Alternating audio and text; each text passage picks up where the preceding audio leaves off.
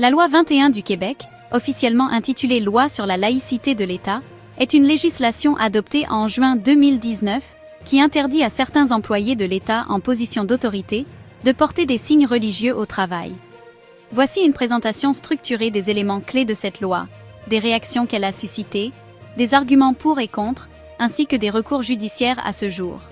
Le but principal est de renforcer la laïcité de l'État et assurer la neutralité religieuse des institutions publiques. Les secteurs touchés incluent les enseignants dans les écoles publiques, les juges et procureurs, les agents de police et autres agents en position d'autorité et plusieurs autres postes. Une disposition de droits acquis permet aux employés en poste avant l'adoption de la loi de continuer à porter des signes religieux, mais cette protection ne s'applique pas aux nouvelles embauches.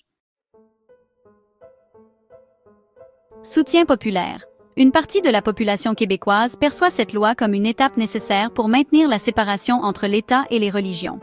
Elle s'inscrit dans la continuité des débats sur la laïcité qui marquent le Québec depuis plusieurs décennies, comme la Charte des valeurs proposée par le Parti québécois en 2013. Opposition. Les groupes de défense des droits humains, les organisations religieuses et certaines minorités visibles dénoncent la loi comme discriminatoire.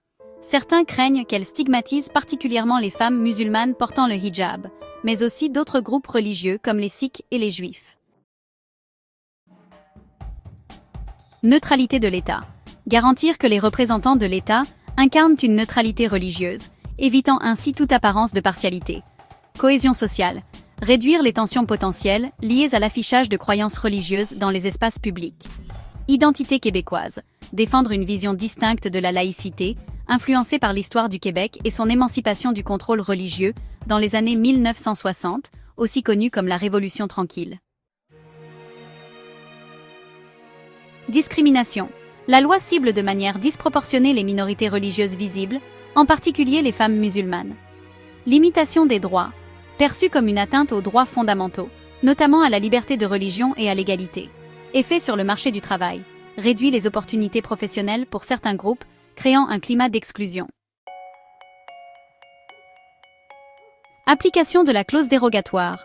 La loi s'appuie sur la clause dérogatoire de la Charte canadienne des droits et libertés, ce qui limite les contestations judiciaires fondées sur certains droits fondamentaux.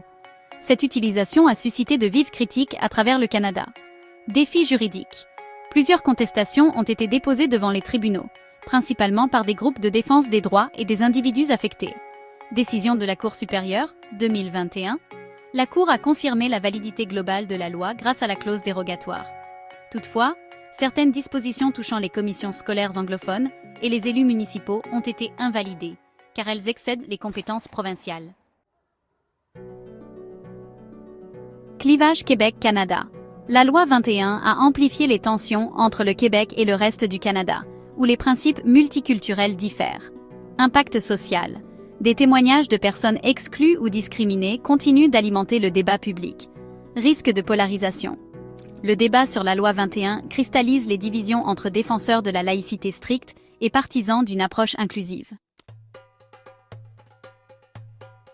Le 23 janvier 2025, la Cour suprême du Canada a accepté d'entendre le recours contre la loi sur la laïcité de l'État du Québec, communément appelée Loi 21. Cette décision marque une étape significative dans le débat juridique entourant cette législation. Controverse. La loi a été critiquée pour sa possible discrimination envers les minorités religieuses, notamment les femmes musulmanes portant le hijab. Parcours judiciaire. Tribunaux inférieurs.